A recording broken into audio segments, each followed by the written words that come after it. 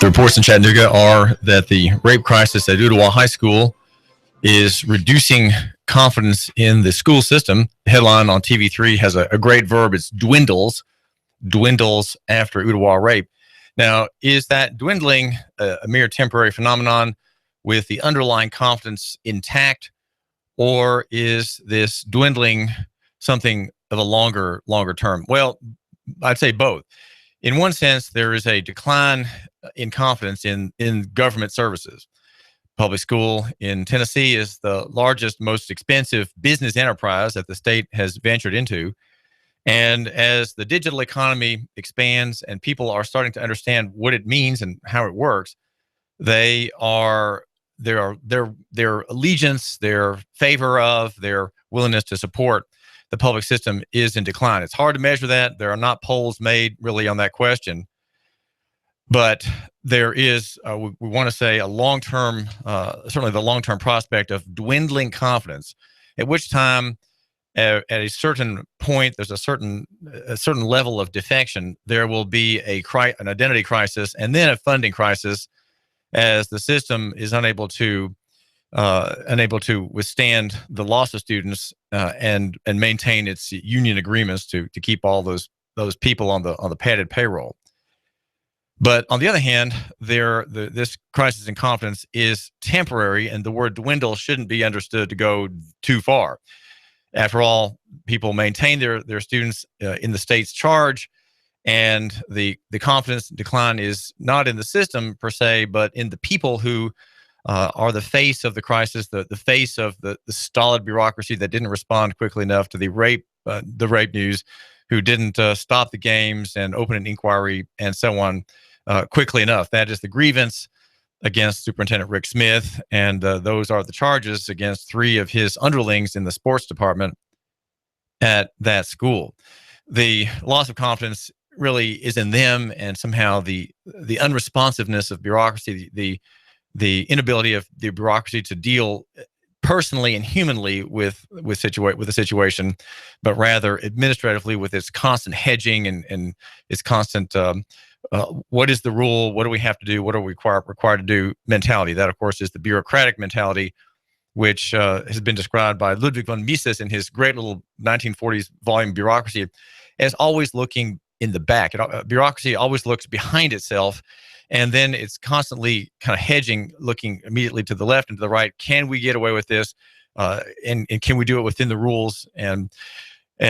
So in its ideal, bureaucracy is backward looking and is not progressive. It does not look ahead as free enterprise does, right? It always is bound by its rules. And you can describe bureaucracy in either 2 ways. Either it's rule bound or it is really chaotic, full of personal enterprises, full of quirky ventures by staff, by attorneys, trying to get away with what they can get away with, hoping they won't get caught, willing, if need be, to take a lawsuit to get their point made against the public or the industry that's subject to regulation. Well, this is David Tulis, and our show is here at AM 1240 Hot News Talk Radio. And it's good to know that Moses Freeman, the city council member, in a talk given yesterday at McCallie, supports the idea of local economy. Now, I don't know that he supports, strictly speaking, free markets, but in his presentation to the young men at McCallie School, the private school for the wealthy around the world, really, around certainly the South, who send their children there at that lovely campus at the base of Missionary Ridge. This presentation about Martin Luther King and the reference to the book of Matthew in the Scriptures, chapter 25. Makes it clear that we have at local economy, the local economy idea, we have a kind of a backer, though the reference he made to the need for charity is in a context of the Lord's words that are barbed. They're barbed, and perhaps he did not want to mention the barbs standing to the left and to the right of this quote. And the quote is in that chapter of Matthew, and the king will answer and say to them, assuredly I say to you, inasmuch as you did it to the least of these my brethren, you did it to me. And the argument from that verse which of course has an important context that I don't know came into the into the presentation.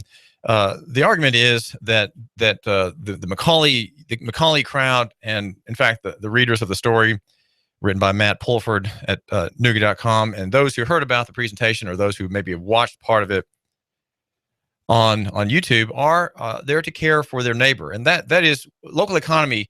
Is it's not exactly a communitarian theory. It is a free market theory with a heart, you might say, and that is that it favors the free market, it favors liberty of action, and it counts on the goodness of mankind. It presumes local economy, having a Christian sub theory, if you will, a substratum, assumes that men are good, not evil. Now, the modern Democrat and Republican parties assume that men are evil. Men have to be regulated. And so these two parties have erected the administrative state, which is a surveillance and warfare and welfare state that assumes evil at every turn and requires constant monitoring, and presumes that men have to be always whipped, lashed, and imprisoned and fined to do good. They have to have constantly threats. That's the mechanical model of the world, the mechanical view of the world that really comes out of a kind of paganism, whereas the local economy perspective assumes the best. Now, and it does not see at every turn sinful motive and sinful action, and it lets the marketplace play out. It lets people act in liberty, and then if there is a wrong or a tort, an injury, a damage, local economy is a kind of libertarian Christian argument, says, well, there is the court, right? The court, and if there's a crime, there is the officer. These are terms that the officer is a word used in the scriptures. The Lord Jesus talks about the officer in the Sermon on the Mount. What does the officer do if you call your brother a fool? The officer will take you away and lock you up. And the debtor is told that if he doesn't pay, the officer will come and get him. Right. The word the officer is really the court. Right. The court, the representative of the court, and that's where sheriff's departments come from. That's where police departments come from. At base, they come from court. They are an arm of the court. And local economy says, well, if there's a wrong in the marketplace, we're not going to try to prevent it ahead of time, but we will have a mechanism for enforcing contracts and bringing malefactors, evildoers to justice. That's the court system. And then it's agents that reach out into the market to collect the bad guys, and that would be sheriffs and in modern times police departments. Well, that's so you have these two perspectives: the modern Democrat and Republican perspective. We have to have force to make things happen, and no good thing happens unless we are behind it and we regulate it or command it. Right? We command it, and then the other argument is really a very libertarian and freeing system, and it assumes the best of man. Well, it's odd that would be coming from me as a Christian, or you. I know you, my listener, are not a practicing Christian, but here I am, a Christian, and I'm telling you that if that is true, and that the underlying argument of Christianity is the fall, right? The fall in the record is the first story after the creation, and Christianity says every man has fallen, every man is a sinner, every man is lost in his sins and irredeemable apart from God's grace, right? Well, how is it that a Christian has such a low view of man and yet such a high view? Well, that is one of the contradictions seemingly in Christendom that people such as G.K. Chesterton discuss in their works, and they're opposites, right? Christianity debases man far more than a good humanist or a good evolutionist will, and at the same time, or kind of in consequence of that, having placed man at a very bottom point, raises him up to a very, very high point with high expectations and he's given great credit, and that's why Christianity creates the free market. Christianity created capitalism, and in the Christian theory, where there's grace and responsibility working together, in the end you have capitalization. You have increasing wealth of a society. It's increasing utility to other peoples, other tongues. It's exports, right? It's culture, it's movies, it's literature, it's medicine. These are the things that arise from a true understanding of God, and Christianity denies there's any other true system. and that all other systems are in fact slavery. So Moses Freeman, the city councilman, quotes this verse as reported by Matt Pulford at Nooga.com. And he spoke on the 15th, on Martin Luther King's birthday, encouraging these young men to serve others, the least of these in the Chattanooga community. Now, what Moses Freeman does in his presentation is to generalize and kind of somewhat de-Christianize the argument. But we still want to claim the source of the argument and sort of inject that into what he says and see how, in so doing, we can really see that Moses Freeman does want at least the fruits of Christianity in the marketplace, at least the fruits of local economy, if not the actual idea of, here in Hamilton County and in Chattanooga, local economy. And I would add the free markets, because you have a richer local economy. You have greater wealth in Chattanooga if you have a free market, right? Your local economy and free market work together, and they will work even if we fall under a police state, right? Even if there's a martial law declared somehow as noisy, nattering nabobs on the internet suggest, there will be a free market, and by that, the national handcuff will slowly be weaseled out from over time.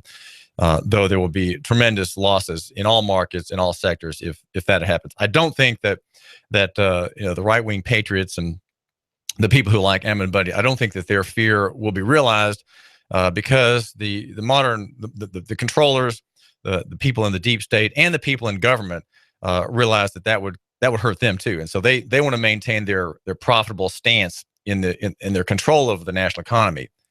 And so they're not likely to let that happen, though perhaps there are ideologues in government who are chomping at the bit to have a war against the people if they could get it. When I die, Mr. Freeman said, I want people to remember that I was someone who served those who needed service in our society. He's quote paraphrasing Dr. King's speech in 1968, the Drum Major Sermon. Councilman Freeman goes on to say, I want someone to remember me as someone who tried to clothe those who needed clothes, that I was someone who tried to help those who were in prison, that I was someone who wanted to help those who were in need in society. And he urged the students, the wealthy scions of industry and finance, not to give their money but their time for underprivileged children. He says, our boys and girls in the inner city need to learn how to read and write.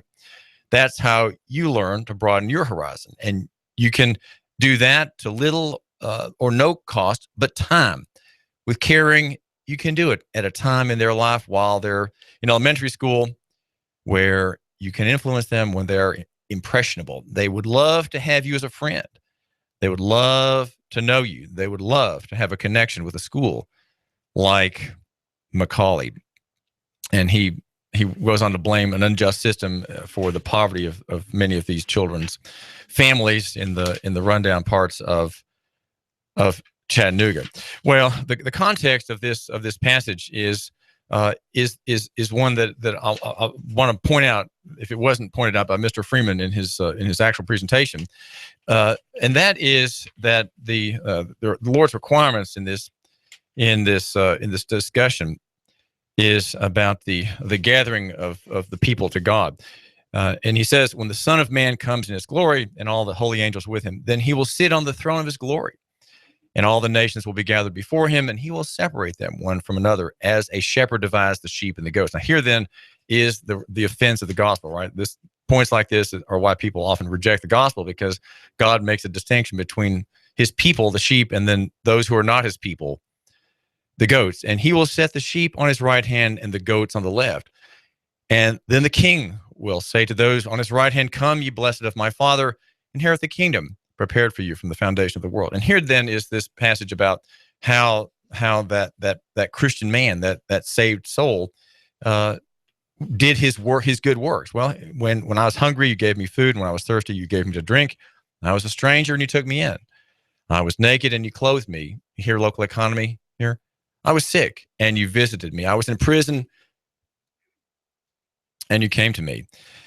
Then the righteous will answer him, saying, Lord, when did we see you hungry and feed you, or thirsty and give you drink? And when did we see you a stranger and take you in, or naked and clothe you? Or when did we see you sick or in prison and come to you. And the king will answer and say to them, assuredly I say to you, inasmuch as you did it to one of the least of these, my brethren, you did it to me. Now, the my brethren is a reference to God's people. They're a reference to God's children. So a Christian has a special duty to anyone who is a professing believer, a fellow saint.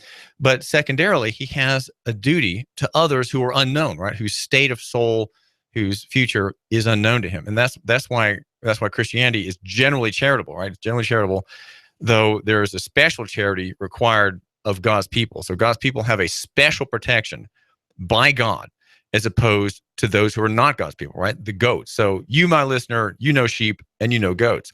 And the man you know who's a Christian has a duty first to the sheep to care for them, those who are needy and hungry or in prison, and then to the goats. And the reason that that's that way, because no man knows who that division is. Or some people he can be pretty sure are fellow believers, but sometimes you can't know who's a Christian or who will become one, right? You don't know whom God will save. And so there is a generally charitable impulse. And that's the one I think Moses Freeman was referring to, not the specific elective mercy that the Lord expects his people to give to his people, right? But the general one, that is to say, the secondary outflow, the broader course of grace and mercy on society. And then there's the threat that you don't want to forget about in this passage, quoted by City Council member Moses Freeman. And what about the goats? Well, what about those whom the Lord rejects? Well, those are the ones who didn't help, right? The ones who cared not.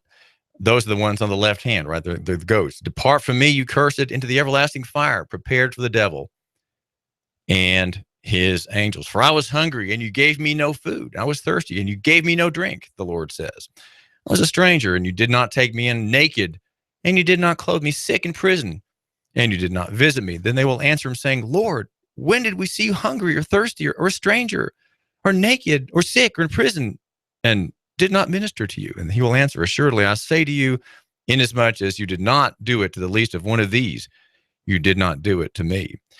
And these will go away into everlasting punishment, but the righteous into eternal life. So the passage in that chapter ends with the distinction between the goats and the sheep. And so I think it's important to realize that you, my listener, not being a church person, that God who made you, right, and who makes that distinction in society among souls, he declares there's a distinction. And so I think our charity has to be in terms of that, and we have to be aware of that distinction, and we are to be in local economy, right? Charitable with our neighbors, regardless of the state of their souls, right? Regardless of if there's a let's say a single mom, and there's so many of them today with 2 or 3 children, she's got real problems. She's your near neighbor, and you know she's by herself. You know that she can't do things on her own.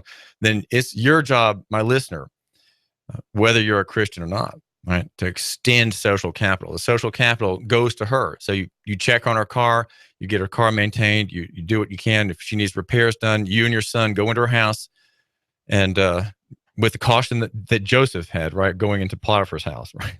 with that same caution, you go into her house with your son and you do some carpentry work and you help her out. That's the social grace, and that's the kind of thing that's done. In fact, there's a story on Martin Luther King Day about the Seventh-day Adventist students in Collegedale doing that very thing, helping the needy, helping elderly widows getting their houses in order. Well, this is David Tulis. I do thank you for joining me here at AM 1240 Hot News Talk Radio. And make sure that if you are planning on carrying a concealed weapon under the Department of Safety and Homeland Security, that you get your Tennessee handgun permit class at Carter Shooting Supply and Range. Great class there. It takes about a day, and you will be able to get your state permit. And also make sure that you know about P5 preparedness. P5 preparedness on East Brainerd Road. All of your preparedness supplies, is starting with the kit in your car. You should have in each of your vehicles a kit. And that would be if you are snowbound or if you fall off the side of a road and are trapped in a car for days. What are you going to live on? How can you survive? Your kit should have the proper kinds of things. And there are classes, all kinds of classes at P5 Preparedness, the prepper store here in Chattanooga. Talk with Duke or Seth about your needs and about the next classes. We're also brought to you by Superior Air Systems in the big orange vans. The big orange vans, I think there are 5 of them all around Chattanooga and Hamilton County, making sure your heat and air are running efficiently and not likely to conk out on a cold day like today. You'll need to get your rubbing alcohol squirt bottle combo out. If you haven't left the house yet, it's frosty windows. This is David Tulis. You give us 12 minutes and 40 seconds, we'll give you Chattanooga and the world. News Talk 1240. Expect a bone-chilling start to your Tuesday. We'll see lots of sunshine, continued cold, though, highs near 35. Tonight, more clouds, overnight lows, lower 20s. For Wednesday, an area of snow will move in from the west, gradually changing to a wintry mix, and then all rain, but some accumulations possible, highs into the 30s. For lunch or dinner, come to Guthrie's, home of the original golden fried delicious chicken finger with their special sauce. Open daily, locations in Trenton, Signal Mountain, and Ringgold. Go get Guthrie's. It's always good. And I'm 1412 Chief Meteorologist Patrick Orr. On AM 1240, Hot News Talk Radio. You give us 12 minutes and 40 seconds, we'll give you Chattanooga and the world. News Talk 1240.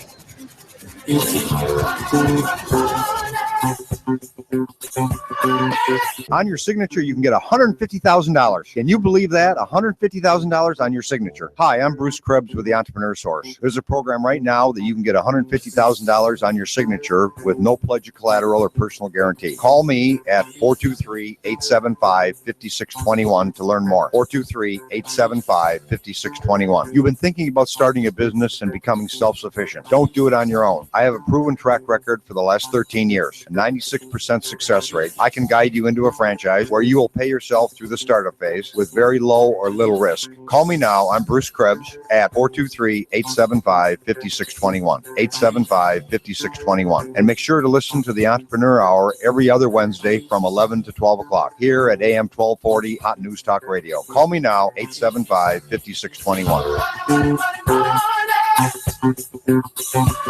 While politicians debate climate change and taking our guns, they leave America vulnerable to disaster. You need to act now to keep your family safe and prepared. Do you have an emergency plan? Do you have long-term storage food? Do you have the skills and mindset to survive a disaster? If not, what are you waiting for? Call P5 Preparedness right now, 423-602-2175. Do you honestly think the government is going to help you? If you do, you are wrong, dead wrong. Don't get caught unprepared.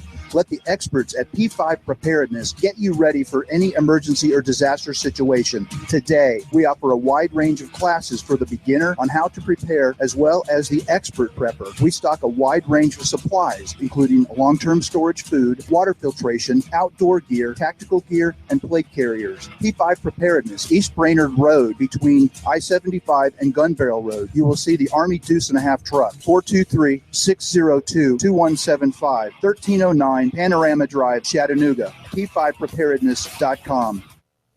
I'm blowing everything up. We're starting over. I'm doing a new show. I want guys who push it to the middle of the table and go over the top. Take a risk, fail miserably. I'm right, and I'm not wrong, and I'll never back down. Conflict works. Allow it. It's The Herd with Colin Cowherd. Right here and everywhere. Noon Eastern. You give us 12 minutes and 40 seconds, we'll give you Chattanooga. Fox News Radio, I'm Lillian Wu. A lot of militant money is now gone. Senior defense official confirming to Fox News U.S. warplanes destroyed a large bank belonging to the Islamic militants last night in Mosul, Iraq. An estimated $45 million U.S. dollars in Iraqi dinars were destroyed in ISIS's storage facility in Iraq's second largest city.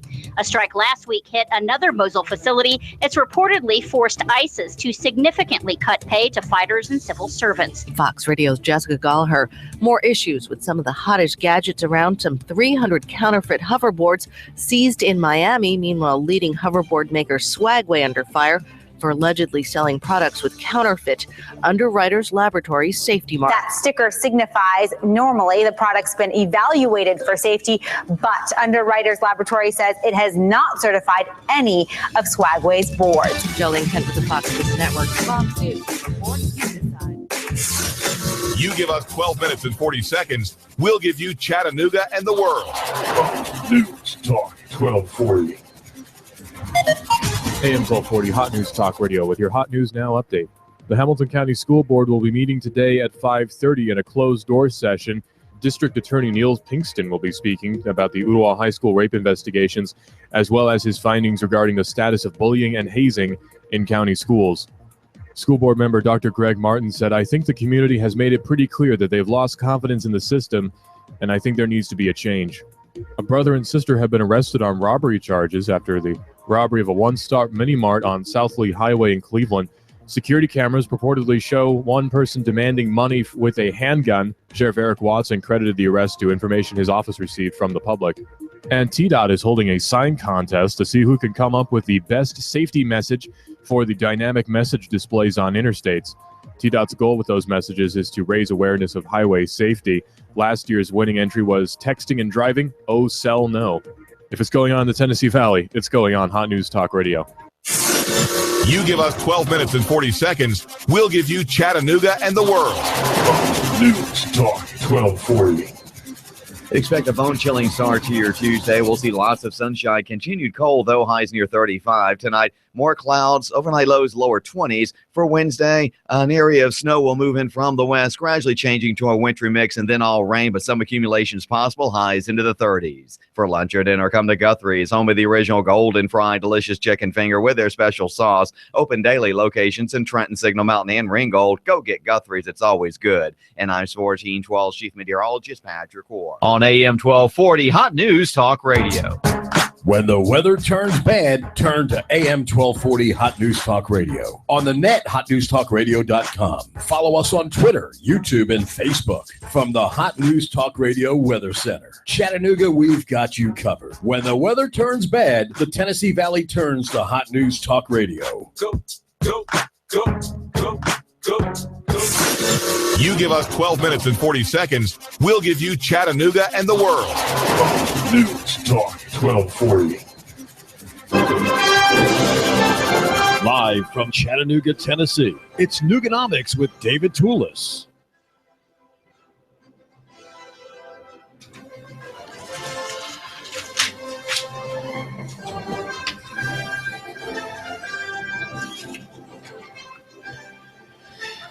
The Martin Luther King festivities had two little blots, if you will. One is the interruption of Mayor Andy Burke's presentation at the Bessie Smith Cultural Center on ML King Boulevard. There were protesters outside or near the mayor who were crying justice for Yavario. He is the man who was gunned down by city police officers. He was shot. He was shot even when he was down. And though he was dying of wounds, blood was pouring out of him, he was handcuffed by the city police officers concerned for their safety. They were very concerned for their safety, that this man who's a father might somehow detonate a bomb on himself, or who knows exactly what their concerns were. But he was, according to TV reports, and my own reading of all those reports and writing a summary at Nooganomics.com, he was shot while down, and not a man who was a threat to anyone. So the protesters called for justice for Yavario Eagle, who was 24 years old, shot dead in December. He had a knife and a gun, the story says in the Chattanooga Times Free Press, at the time of their cops' arrival at Emma Wheeler Homes.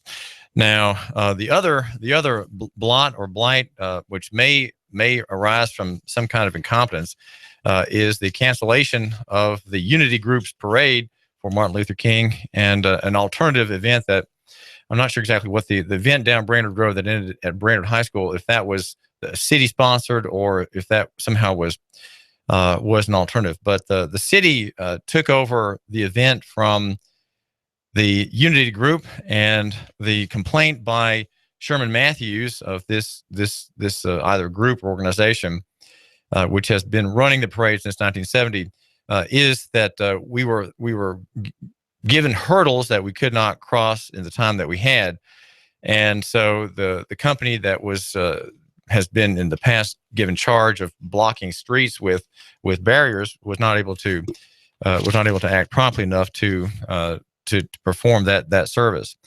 And the story is from Dan Kennedy at WRCB TV Channel 3.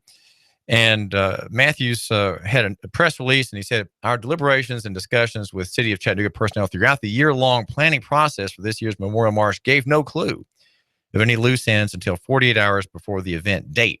Okay, so he's saying that there were traps sprung at the last minute, late obligations by state actors for the black citizenry who were wanting to march.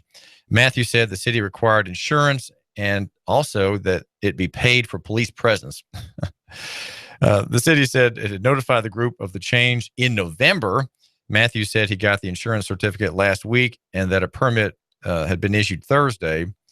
But he said the barricade company didn't have enough notice, and so the group canceled the parade. But Lacey Stone, a spokesperson, as she described in TV coverage, said that the city began making plans to organize the event Friday. And she said, as the march is an important event for so many in Chattanooga, we quickly went to work to ensure the parade could continue, offering to secure barricades and any additional items needed. Now, you wonder if the city charged itself for the barricades, and did it obtain a license for barricades for this event?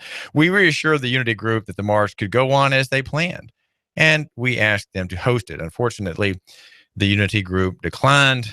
Matthews told the television station that it would protest the parade and exercise the true spirit and essence of Martin Luther King. So the thing that in his position is that we are objecting to a state takeover of our private event, our private memorial, our moment, our day of encouraging people, black people, and everyone else to heed to the peaceful arguments of this black minister slain under very peculiar federal auspices, according to recent histories that look into the national government's desire to destroy this man. We have to ask yourself what the merit of those accounts are. I'd say probably there's a great deal of merit, particularly in light of the way the national government ran its operations with hapless abandon over the lives of thousands and thousands of innocent people back in the 1960s. Matthews in his quote said that there was a power storm of problems involving increased regulations, according to the Times Free Press account, put on them by the city, including the need to pay for police services and insurance. Well, that's an unusual thing that you can't exercise your right of freedom for assembly without having to pay the corporation of your town to have police services. I mean, police services seems like should be offered at no charge at all, in the interest of public safety, right? Why should someone have to pay ahead of time to freely gather for redress of grievances and other private, personal, and citizen purposes? But we do live in Chattanooga, and Chattanooga is a corporation. It is a for-profit business. And JoJo Scott, the owner of Chattanooga Flasher Barricade, the company that Matthews had expected would handle the cones, did not get a traffic plan in time. He said, you can't put a deal together like that in 5 minutes. So he said, I don't have a traffic plan, and how can I do it if I don't have a traffic plan? I don't know what streets they're blocking, using, or even where it's at. So there's someone dropped the ball. Maybe it was Unity Group. Maybe it was incompetence within that private group. But the argument is that the argument made by Mr. Matthews, Sherman Matthews, is that no, that there's nothing of that, no hint of that. It is all late minute things thrown up into the face of the organizers who have been doing this for year after year. This is not a new event, and yet somehow new things were either thrown in late or someone among the organizing committee just lost a calendar or lost a phone number or didn't keep track of his commitments. That could be the explanation there. And the city graciously offering to sponsor the parade, and in fact making it happen, despite the protest of some members of the Unity Group, this black organization whose interest is in the ideals of Martin Luther King. So you have commercial government stepping in once more to provide a service, something that we see a great deal of. And Sherman Matthews somewhat takes up the grievance the marketplace has against the state, that the state is constantly interfering, and by means of niggling details and requirements and complex rules and protocols, makes it very difficult for private people to accomplish what we could say what God has set forth before them. Moses Freeman, the council member, blames in his presentation to McCallie students the fact of people living with disadvantages as an unjust system. That's the way, there's a paraphrase in Matt Pulford's story at Nooga.com about his Moses Freeman's presentation yesterday, making the case for local economy, though I don't know if I would go so far as to say that it's for free market. It is, he is favoring by endorsing charity, by requiring his listeners to consider the duty of charity, Christian charity, looking into those who are in prison, looking to feed the hungry and clothe the naked. That is their duty. And he says, without the story having us explain his thinking, why the system is unjust. I would say it's unjust because the system is in conflict with people's lives. It is in conflict with the marketplace, and the system does not encourage the right kinds of private action. In fact, the system is designed to discourage private initiative, to discourage the organic life of culture. Now, you might say, what am I talking about? Well, there's a great writer, Abraham Kuyper, a Dutch journalist and founder of universities, and a prime minister of the Dutch Republic back in the very late 1800s, early 1900s. And when he was in the United States lecturing at Princeton, he gave several vital lectures on Calvinism, and they're called Lectures in Calvinism, and they are priceless. I think it's only a book of his that's in English, oddly enough, and he has a wonderful discussion about how the state works versus how society works. And what black people do who talk about the system and talk about injustice, what they do is they often have a right critique, but they frame their analysis in such a way that they cannot arrive at a solution, right? They cannot arrive at a solution. For example, as I watched the videos yesterday and this morning about the celebration of ML King yesterday, I looked at the Selma Pettus Bridge march and then the attack of the police on these peaceful men and women and one very young girl crossing that bridge and making their way in a potent demonstration of their innocency and their civility, and then they're attacked by police. The state is the key player in all those stories. It's not so much a story about black and white. It is really much more so a story about the state versus the common person. And that brings me to want to just tell you just briefly about Abraham Kuyper's analysis. He says that the state, the government, if you will, the king, the judge, they're all kind of equivalent theologically. They are the magistrate. Their job is mechanical, right? Their work is mechanical, and it imposes itself upon organic society. So the question is, in our time, we have an organic society, though much shriveled, thanks to the national economy and the national, you might say, the national paradigm, the national narrative that prevents us from finding our own true genius here in Chattanooga and Hamilton County. That we have a local culture, we have a local society. In many parts, you've got your Franklin McCallie part, you've got your Lamppost Group part, you've got your Lookout Mountain part, you've got the North Shore crowd, the environmental crowd, the homeschool crowd, all those public school families, the patrons of public school and their clubs and groupings and team goings and so on. Those are all the various parts of organic society. Well, they are struggling. They are struggling against the mechanical contraption placed on top of them, and that is the state. And you either have a more violent and heavy and cumbersome contraption on top of your society, or less. Right? If you have a constitutional republic, the state is still there, the government is still there, but with restraint and not meddling. It's very limited, not very burdensome, but it does allow, as God ordains all these things, it does allow for there to be a control on crime and sin and public sin. Right, public sin is what the magistrate, the court is there to repress. It is making war on the evildoer, the murderer, the rapist, the inflationist, the defrauder, right, the adulterer, the beater, the wife beater, the pornographer. These are people whom are subject to the magistrate in God's economy, right, as revealed in the Scripture.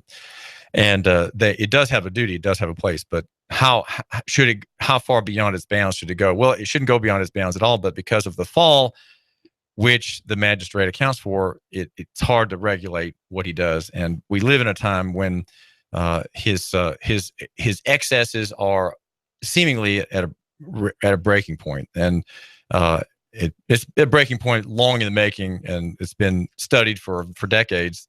And it seemed to be maybe at its end. But Kuyper in one of his lectures talks about, he says, every state formation, every assertion of the power of the magistrate, every mechanical means of compelling order and guaranteeing a safe course of life is therefore always something unnatural. There's something against which the deeper aspirations of our nature rebel, and which on this very account may become the source both of dreadful abuse of power on the part of those who exercise it, and of a continuous revolt on the part of the multitude. Thus originated the battle of the ages between authority and liberty. And in this battle, it is the very innate thirst for liberty which proved itself the God-ordained means to bridle, that is to say, to limit the authority wheresoever it degenerated into despotism. And thus all true conception of the nature of the state and of the assumption of the authority by the magistrate, and, on the other hand, all true conceptions of the right and duty of the people to defend liberty, depends on what Calvinism has here placed in the foreground as the primordial truth. And here it is in italic type, that God has instituted the magistrates by reason of sin. In this one thought are hidden both the light side and the shady side of the life of the state. The shady side for this multitude of states ought not to exist. There should be only one world empire. These magistrates rule mechanically and do not harmonize with our nature. And this authority of government, he says, is exercised by sinful men and therefore subject to all manner of despotic ambitions. But the light side also, for a sinful humanity without division of states, without law and government, and without ruling authority, would be a veritable hell on earth, or at least a repetition of that which existed on earth when God drowned the first degenerate race in the deluge. Calvinism has, therefore, by its deep conception of sin, laid bare the true root of state life, and has taught us two things. First, that we have gratefully to receive from the hand of God the institution of the state with its magistrates as a means of preservation, now indeed indispensable. And it goes on to say, and on the other hand, also, that by virtue of our natural impulse, we must ever watch against the danger which lurks for our personal liberty in the power of the state. It's a terrific analysis, and that you get the flavor of it, right, with that. Well, I think it's easy to blame unjust systems, as Moses Freeman does. And I think it's a kind of inarticulated grievance that black people have against whites. It's misdirected. When it's aimed against whites, it should be directed against the state. And I find among black people I've interviewed on some of these topics, I find an unwillingness to draw the conclusion that the state is the enemy, progressivism is the enemy, welfarism is the enemy. Again, welfarism being coerced charity. These are the things which create these poor people. But they're poor not just in money and in assets. They're poor in ideas. They're poor in faith, right? They're poor in the desire to serve their fellow man. That's the marketplace comes from your desire to help somebody, right? That's why you, my listener, are in business. That's why you are finding prosperity. Why? Because you want money. You want a big checking account. You want a new account, right? You want to land business. You want a big book of business. Well, maybe, but the real goal should be, and very often, I think in your case probably is, that you want to help somebody. You really genuinely care about your customer and you respect your customer. You want to save your customer time and his money. You want his machinery to not break down. You want to ease his supply chain. You want to find a way of having your customer better integrate himself with his clients, with prospective new clients, all the things that you do to help him. That's thinking about the customer. And in the black neighborhood, which is poor, and in the white neighborhood, which is poor, very often, and the Hispanic, very often the problem is a lack of thinking about the other, which is what the verses that Moses Freeman cited are all about. You have to think about other people first. The thinking about the poor, thinking about the man in prison, thinking about the hungry person. That's at the extreme, right? That's the extreme benefit that you, my listener, here in local economy need to extend. But there are many lesser ones, many less explosive ones, less exciting ones. For example, looking out for your customer, right? Yes, check the man in prison, encourage the man in prison, and help him, and help him get some legal counsel and help him out of his problem. But less dramatically than that is helping your customer, and then even nearer to home, helping your wife. Have you run the vacuum cleaner lately? Have you picked up all the lint on the carpet at the foot of your vanity in your bathroom? Have you done that? Have you offered to do anything for her lately that you need to? Have you asked her if she would like a little bit of ice cream after dinner? Have you cheerfully helped her cut up the vegetables for dinner? Or did you just sit there and do Facebook in your office? Is that what you did? Well, these are all lacks of grace. And I think we have a stronger local economy if we have more grace. Even if you're, no matter what your religion is, okay, it doesn't really matter.